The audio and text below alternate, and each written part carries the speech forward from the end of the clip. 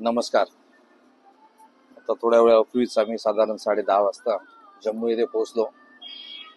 जम्मू येथे पोहोचल्यानंतर आम्हाला मोहम्मद इक्बाल भाई जे आम्हाला पिकअप करण्यासाठी इथं आले होते, त्यांना आमच्या ई ट्रिपो ज्या स्कीम सोबत आम्ही करार केला होता त्यांनी पाठवलं आहे.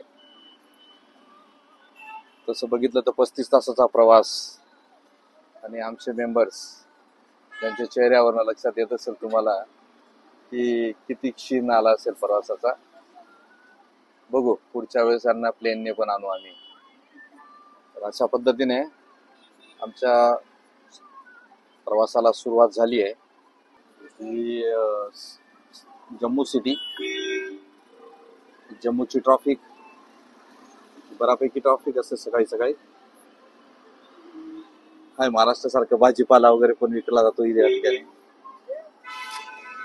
हा व्हिडिओ बनवण्यामागचा हेतू हाच आहे की श्रीनगरच्या टूर संदर्भात आपल्याला खास अशी काही माहिती मिळत नाही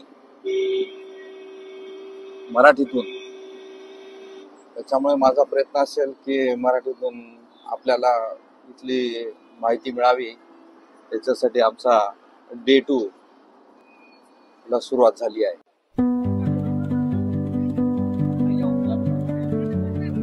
नमस्कार मित्रांनो, आम्ही पहलगाम येथील चंदनवाडी या ठिकाणी आहोत, जिथून अमरनाथ यात्राची सुरुवात होत असते. या पॉइंट पर्यंत कार येते. कार आल्यानंतर इथून खऱ्या अर्थाने अमरनाथ यात्रा पायी सुरुवात होते. या ठिकाणाला चंदनवाडी म्हटलं जातं. बघू शकता चंदनवाडीमध्ये रस्त्यावर साधारण 2 फुटाचा बर्फाचा थर आहे. आजूबाजूला बघू शकता तुम्ही की बर्फच बर्फ दिसतो, पांढरा शुभ्र बर्फ. इथे पर्यटक खूप येत असतात कारण पहलगामचे 2-3 जे स्थळ आहेत त्याच्यात चंदनवाडी एक स्थळ आहे. आपण बघू शकता या साईडला बर्फ जास्त करून दिसतोय या साईड पेक्षा. त्यामुळे निसर्गाचं काश्मीरला देण आहे.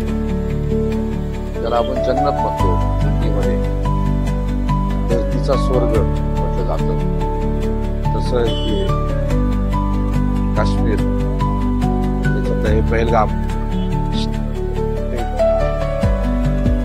अशा पद्धतीने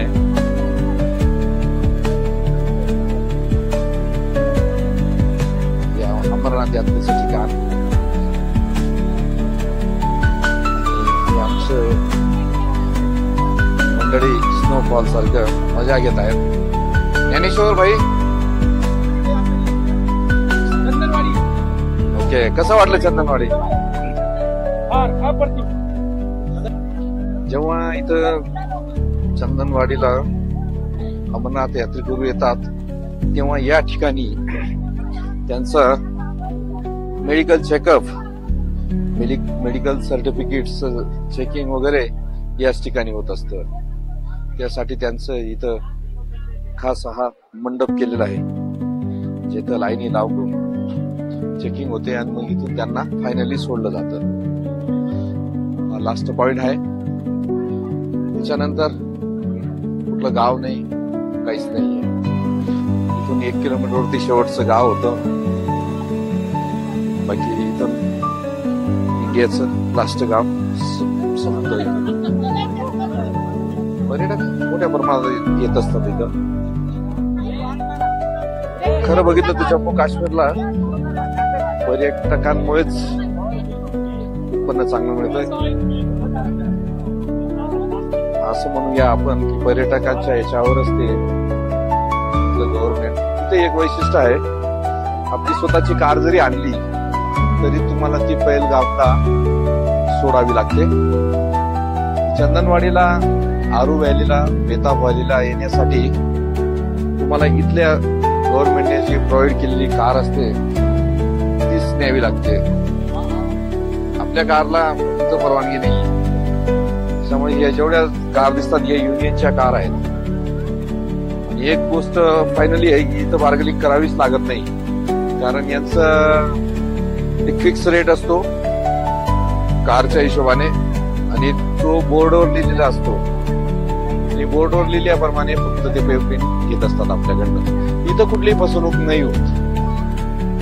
असं नाही की हे नवीन आहेत तर त्यांच्यासाठी एकाला वेगळं दुसऱ्याला वेगळं असं काही इथं होत नाही. त्यामुळे फिक्स असतं. बंदूक पूर्ण एन्जॉय घेत आहेत. साले साहेब बघा खाली, बघा खाली, बघा मजा येते हो ना. इकडच्या बाजूला जाऊन या ना. हा, हे दोघांच्या मध्ये डिस्टन्स मध्ये नाही. समोर जे दिसतं ना ती नदी आहे. नदीतलं पाणी पण बर्फ जमलेला आहे असल्यामुळे ते पण बंद आहे वाटतं. एकंदरीत चंदनवाडीला येऊन समाधान वाटलं. तुम्ही बघू शकता आता ही मंडळी जिथं उभी आहे ना तिथं कमी 1.5-2 फूट पाय खोलात जात आहेत बर्फात. आणि त्यांनी चांगली डेअरिंग केली तिथपर्यंत जाण्याची आणि बर्फाची पूर्ण मजा घेत आहेत ते.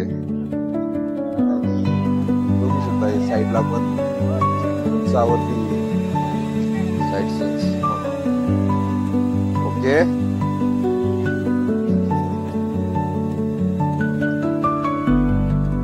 इथून अमरनाथ यात्रेकरू या गेटने बाहेर निघतात. तर त्यांची चेकिंग होते. तर बघितलं तुम्ही बर्फच बर्फ. याचा आनंद जेव्हा आपण 42-45 डिग्री सेल्सिअस मध्ये असतो. बर्फ हा विषय फक्त आपण एका गोळ्याच्या गाडीवरच बघतो आणि निसर्गाने दिलेली देणगी बघायला मिळते. त्याचा आनंद जो बघतो त्यालाच कळतो. त्यासाठी मी तर नक्कीच व्हिडिओ बनवण्याचा माझा हेतू हाच आहे की जास्तीत जास्त महाराष्ट्रीयन लोकांपर्यंत व्हिडिओ पोहोचायला पाहिजे. खास करून मराठी माणसांना हिंदीतले व्हिडिओ बनले जातात त्याच्यामुळे त्यांना याच्याबद्दल जास्त इंटरेस्ट नसतो. मराठीतून जेव्हा बघणार काही जास्त असं काही विशेष खर्च येत नाही. व्यवस्थित आपण टूर पॅकेज वगैरे केलं तर थोडी बार्गेनिंग करावी लागते तर ती आयडिया येऊन जाते. पण आयुष्यात एकदा तरी मराठी माणसाने जन्नत ज्याला म्हणू आपण ते बघायला आलं पाहिजे. पण बऱ्याच ठिकाणी त्या ठिकाणी खर्च करून टाकतो. पण ज्याला धरतीचा स्वर्ग म्हटलं गेलंय काश्मीर.